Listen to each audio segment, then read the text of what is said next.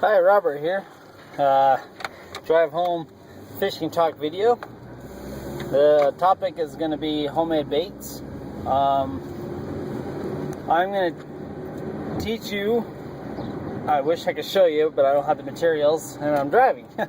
But I want to tell you about this homemade bait that works really good for bluegill. It's really good for bluegill, and I've caught carp off of this as well.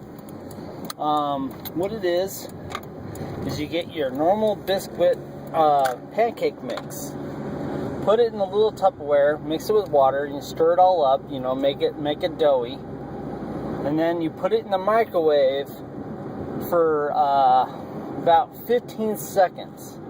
Well, that dough actually, in that short time in the microwave, will actually cook a little bit, and it gets really doughy, so it sticks to your hook really good. And you just use a treble hook with it. And I've messed around with it. I've added garlic to it. That seems to work. But just regular Bisquick, mix it in a little Tupperware and put it in the microwave for about 15 seconds. Stuff works really good.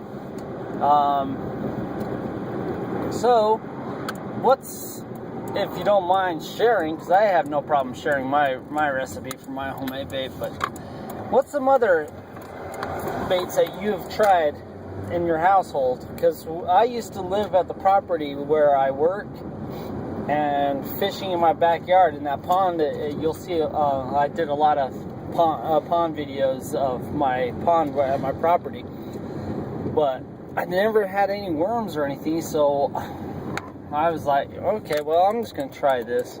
And it works. Works great. So I caught a lot of bluegill off of that and some carp. So what is some baits that you've made around your house because you didn't have, say it was in between paydays, you don't have money for bait, or you don't have a vehicle to go get some bait, but you got fishing really close to your house? What's some home baits that you've made? That's what the topic of this video is homemade bait. So, again, my bait, you just, it's about as much dough as you want. That's how much Bisquick pancake mix that you use, and just add a little bit of water until it gets really kind of thick. You don't want it runny.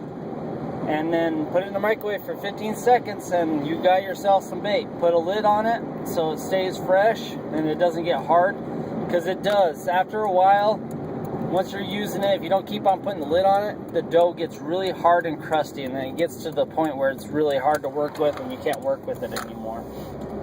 So, alright, yeah, leave comments and we can discuss this.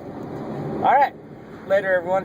And don't forget to look out my my past drive home video topics. I'm still willing to talk about all of those as well, so feel free to look back at some of my other drive home video talks. And until the next one, take care, YouTube. See ya.